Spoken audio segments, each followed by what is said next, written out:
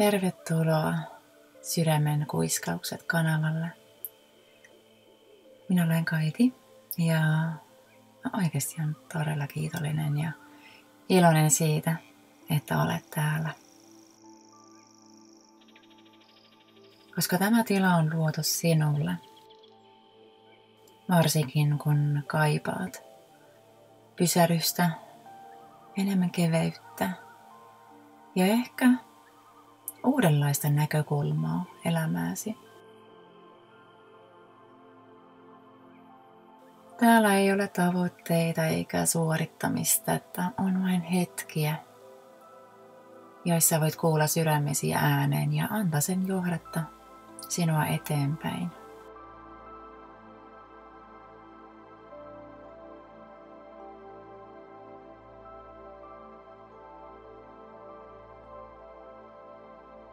Olet ehkä joskus pysähtynyt miettimään, mitä oikeasti haluat. Mutta arjen kiire on vienyt mennessään ja se vastaus ei ehkä ole ollut niin selkeää. Sydämen kuiskaukset syntyy halusta tuoda sinulle enemmän sitä tilaa ja aikaa löytää nämä vastaukset.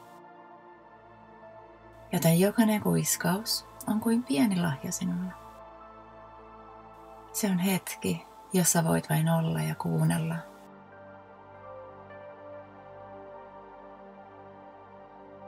Tämän päivän sydämen kuiskaus kutsuu sinut tutkimaan.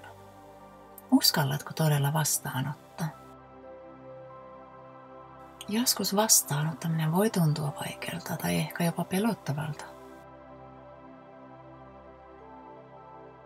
Mutta entä jos se voisi olla kevyt ja helppoa?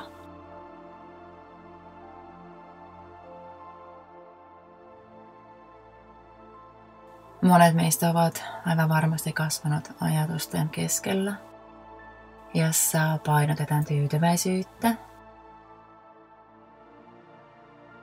mikä on ehkä naamioitunut kiitollisuudeksi.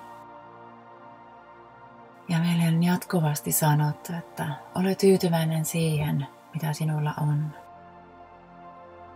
Joo, siinä on se kiitollisuus siinä pohjalla. Ja mikä on todettu tosi tärkeä, siis kiitollisuus on avain runsauteen. Mutta joskus se kiitollisuus ja tyytyminen sekoittuvat. Varsinkin kun kiitollisuus saa tyytymisen ja syyllistämisen maun, se voi muuttua esteeksi runsaudelle ja sen vastaanottamiselle. Oletko joskus tuntenut syyllisyyttä, kun olet uskaltanut sanoa ääneen? Tai edes ajatella, että haluaisit saada tai kokea enemmän? Varsinkin lapsena. Kuinka monesti meille on oikeasti sanottu jo, että ole tyytyväinen siihen, mitä sulla on. Muilla ehkä ei ole sitäkään, mitä sulla on. Ja sitten me ehkä olemme kokeneet, että mä haluan liikaa. Tai että mä olen ahne. Ja me olemme vähän niinku hiljentäneet sen äänen. Sulkeneet sen portin. Mutta siis kiitollisuus oikeasti, kun se on avain runsauteen. Ja meidän ei koskaan ei pitäisi tyytyä vähempään kuin mihin meidän sydämesi todella kaipaa. Koska todellinen kiitollisuus, se on kevyt. Se on täynnä iloa, se on avoimuutta, ei syyllisyyttä.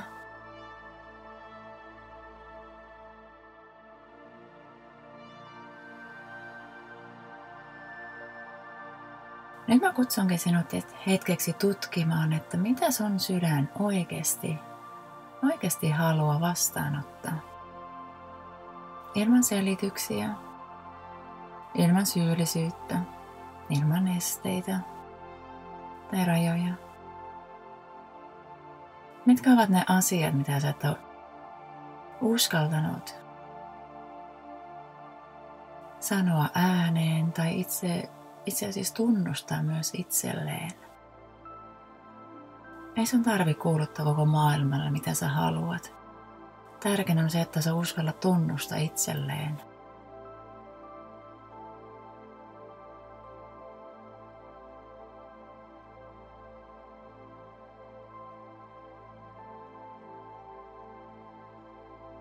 Mutta mietitään tässä hetki myös tätä toista asiaa, eli sitä vastaanottamista. Mieti, mikä on asia, jonka olet aiemmin torjunut. Ehkä se oli ystävän apu, lahja tai mahdollisuus.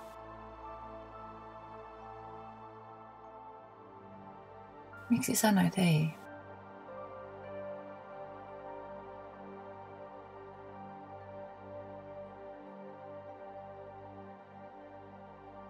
Oliko siinä, tai siinä taustalla voi olla vaikka ja mitään. Mutta myös pelko, että sä olet ahne, sä haluat liikaa. Tai sä et ole sen arvoinen.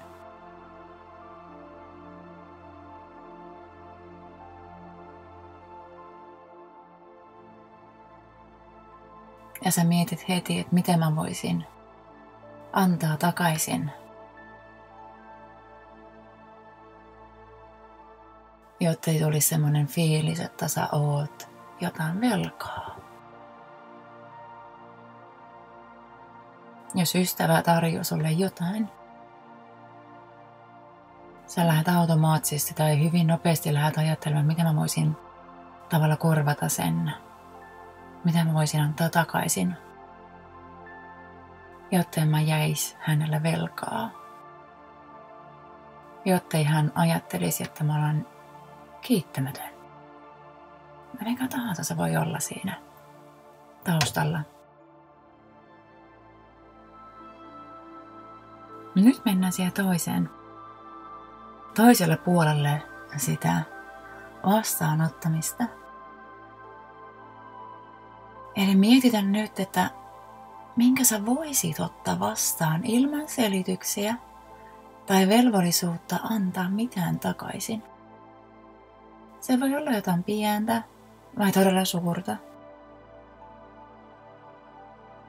Lupaa itsellesi, että tänään avaat sydämesi vastaanottamiselle.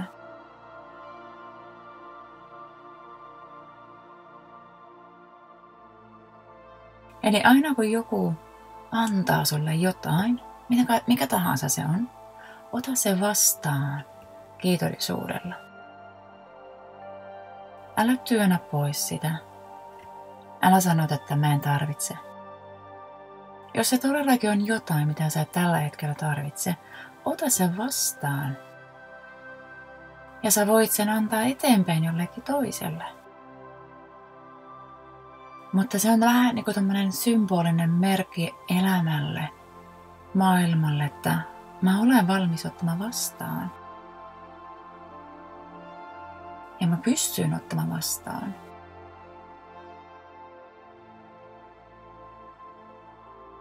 Muista tämä. Vastaanottaminen ei ole itsekästä eikä ahneutta. Se on luottamusta. Luottamusta siihen, että sinä olet vastaanottamisen arvoinen.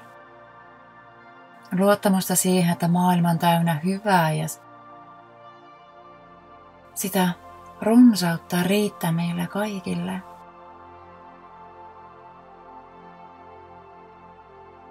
Muista, sä olet vastaanottamisen arvoinen. Sä olet yltäkylläisyyden arvoinen.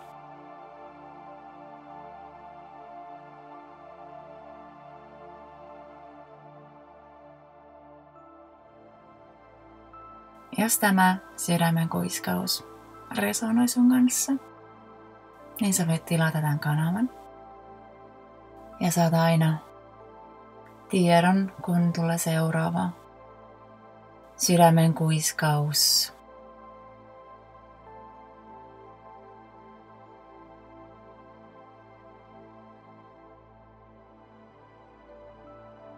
Ja kirjoita muistiin itselleen johonkin kiitollisuuspäiväkirjan tai tavallisen päiväkirjan tai johonkin, että mitä ajatuksia tämä vastaanottaminen ja kiitollisuus sinussa herätti. Älä sensuroi, älä yliajattele, vaan laita ylös. Kiitos. Kiitos, että annot itselleen tämän hetken. Ja seuraavaan sydämen kuiskaukseen. Moi!